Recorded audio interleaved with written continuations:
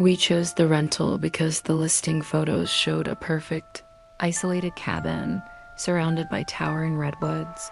No neighbors, no cell service, just quiet. It was advertised as the retreat, and when we arrived, it lived up to the name. Rustic, beautiful, and utterly silent. The only thing modern inside was the digital key lock.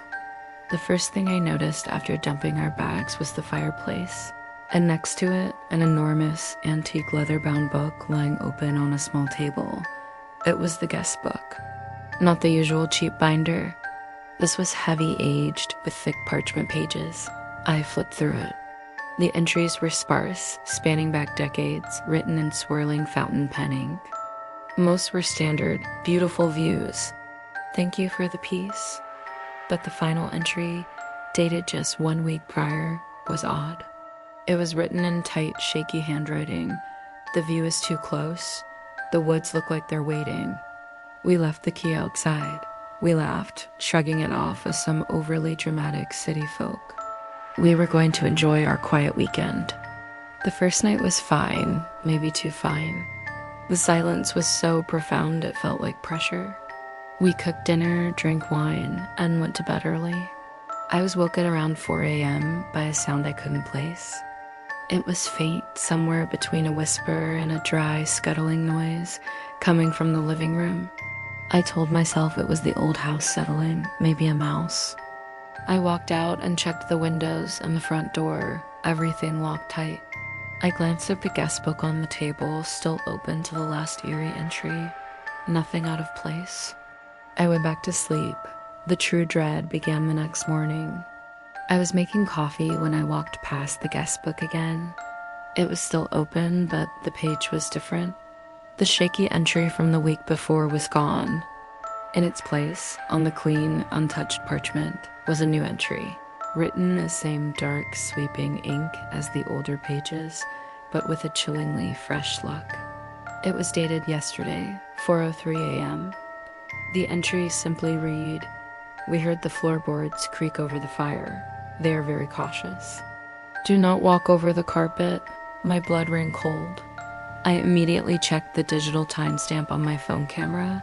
The exact moment I had woken up and gone out to the living room was 4:03 a.m. It wasn't the sound of the house settling, it was the sound of my footsteps. And the entry seemed to be written from the perspective of someone or something inside the house with me that night. My partner convinced me it was the owner playing a horrible prank, writing the date ahead of time and waiting for us to notice.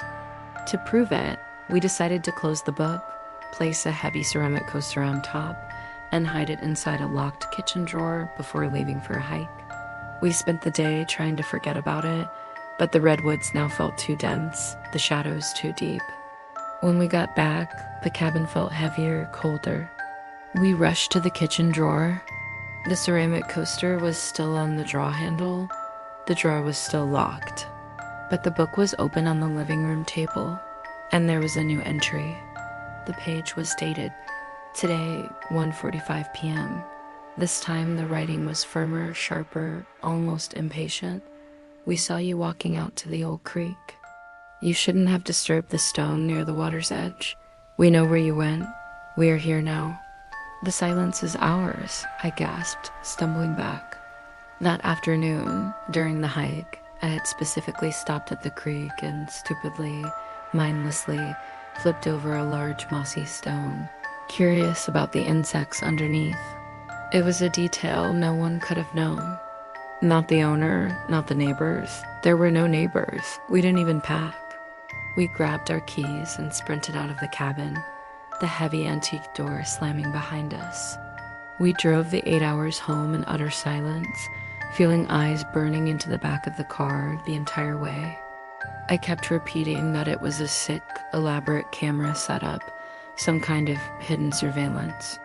But the real horror hit me when I finally went to check the Airbnb listing 2 days later.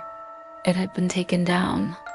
I managed to track down a cached copy of the original page and noticed a detail I'd missed, a tiny photo in the bottom corner of the living room, showing the antique guest book open on the table, and resting right next to it was a thin, old ceramic coaster, identical to the one we had used to try and lock the book away.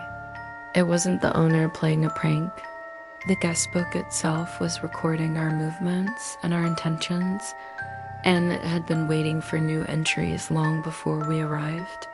I still feel the chilling certainty that whatever wrote those entries wasn't confined to that cabin, but was watching the woods, waiting for the next guest to open its pages.